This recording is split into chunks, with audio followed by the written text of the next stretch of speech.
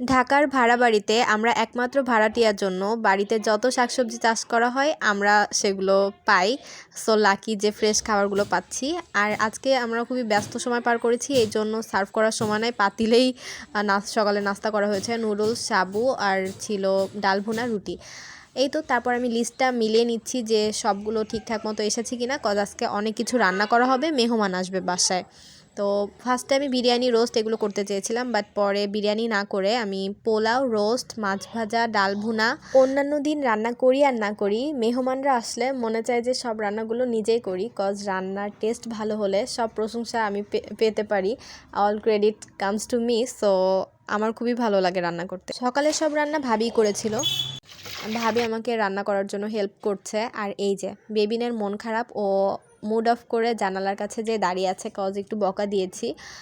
ও seriously এত বেশি চঞ্চল, মানে এত জ্বালায় ওকে, কোনোভাবেই এক জায়গায় স্থির রাখা যায় না। এই যে ওর খেলনা নিয়ে খেলবে এটাই স্বাভাবিক, বাট নো, ও নিজের খেলনা ছেড়ে সব সময় রান্নাঘরের জিনিসপাতি, তারপরে ডাইনিং টেবিলে উঠে খাওয়ার জিনিস নষ্ট করে, এলোমেলো করে, মানে অনেক চঞ্চল। এই জন্য আমি okay for the first time বারান্দায় আটকে রেখেছিলাম, একটু পরে পরে দেখছি যে ঠিক আছে কিনা, বাট ও নক করা শুরু করার সঙ্গে সঙ্গে আমি ওকে খুলে দিয়েছি। এছাড়া ওকে আটকে রাখার কোনো মানে জায়গা নেই।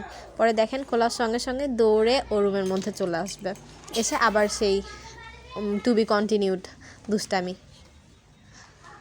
এত চঞ্চল হওয়ার কারণে আমি যে কি করবো ওকে নিয়ে বুঝেই পাই না, মানে কোনো সময় আমি একটু নিশ্চিন্তে কোনো কাজ করতে পারি না, সব সময় হেডেক থাকে যে মাহা কোন দিকে কি করছে, কোনো বিপদে পড়ছে কিনা এরকম। আবার দেখেন খাট এলোমেলো করা ওর প্যাশন, মানে সব রুমে যেয়ে খাটের মানে বিছানা এলোমেলো করতে থাকে। একটু আগে দেখলেন আর একটা রুমের বিছানা এলোমেলো করে আসছে, এখন আবার এই রুমে দুষ্টামি শুরু করছে। আজকে অনেক কিছুই রান্না করেছি, সবগুলো রেসিপি অবভিয়াসলি দেখানো সম্ভব না, মানে ভিডিও অনেক লং হয়ে যায়। সো শাহি রোস্টের রেসিপিটা আপনাদের সঙ্গে শেয়ার করব। তার জন্য আমি প্যাকেট মশলা নিয়েছি, টক দই নিয়েছি, সাথে মিষ্টি দই নিয়েছি, গুঁড়া দুধ, আলু বোখরা, ঘি দিয়ে বেরেস্তা বানাবো। আবার গোশটা মেরিনেট করে রেখে দিয়েছি। কয়েক রকমের বাদাম, আদা, রসুন, টমেটো, কাঁচামরিচ এগুলো বেটে নিয়েছি। তারপর আপু চলে আসলো। মাহা ওয়াজ সো কিউরিয়াস যে ফুপি কী কী এনেছে তার জন্য, সে দেখেন কি আগ্রহের সঙ্গে দেখছে। আপু কিছু খাবার এনেছিল, সেগুলো আমাকে দেখিয়ে দিচ্ছে।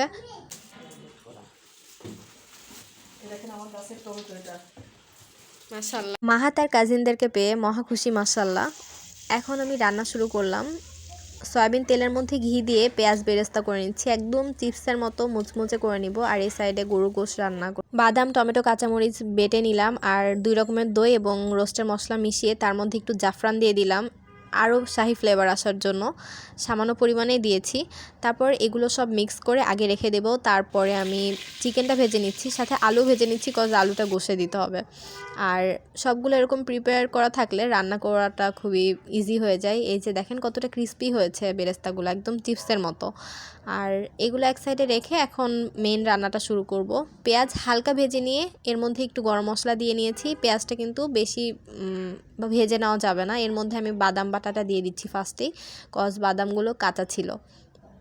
এর মধ্যে টমেটো আছে, একটু রসুন, একটু আদা আছে। সো এটা একটু ভেজে নিব। তারপর এর মধ্যে সেই 2 রকমের দই আর রোস্টের মশলাটা দিয়ে আর একটু করে কষিয়ে নিয়েছি। তারপরে ভেজে রাখা গোশটা দিয়ে দিলাম, চিকেনটা আর কি।